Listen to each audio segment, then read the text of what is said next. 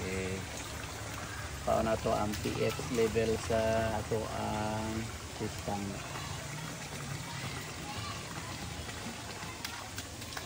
So naa siya sa 7.29. Munong na siya. Ato ang ideal para sa fish growing. So taas ang alkaline, taas siya. Kay ato ang source kay kuan man. Gikan man siya sa ubaw.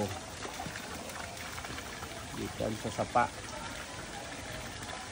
So pwede ra. Kering isa daw eh. Parihara ba sila grading? Pinay kay mudagan eh. Dito pariha. O ganina 6.27.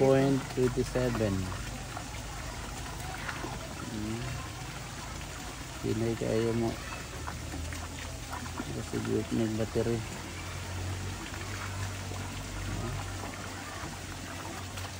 So na 7.84.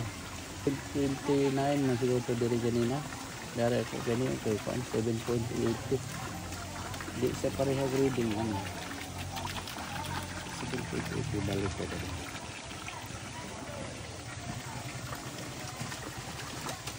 Ayos. 7.45.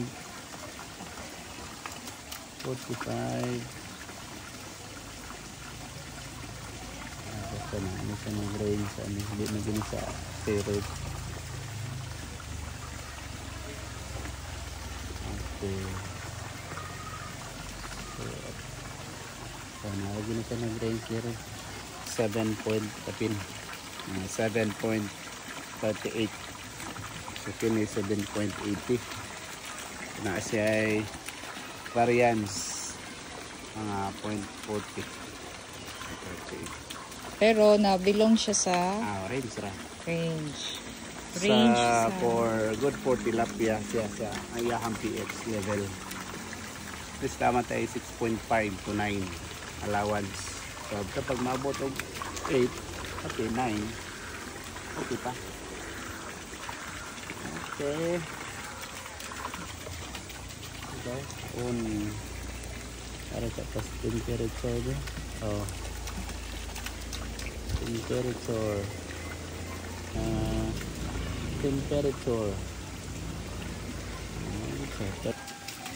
128.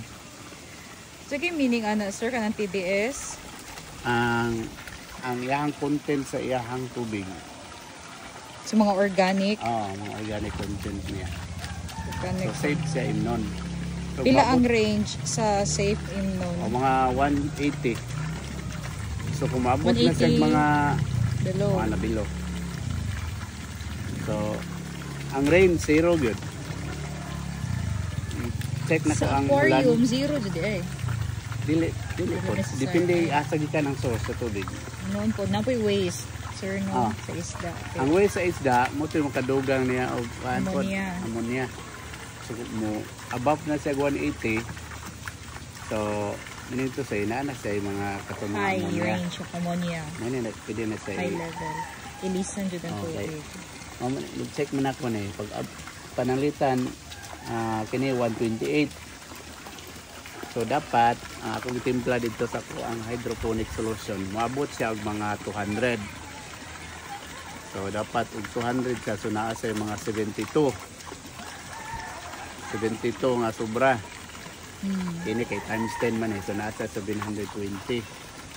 So nag-range man ang atong ang tanom dapat sa vegetative stage niya dapat nasa sa mga 500, 400 to 800. So kung mamunga na siya dapat nasa sa mga 1,000 kapin. So kini tinaw man siya wala kay siya ikuan. Flowing. Kaya siya mga ammonia kasi higaw. Stagnant water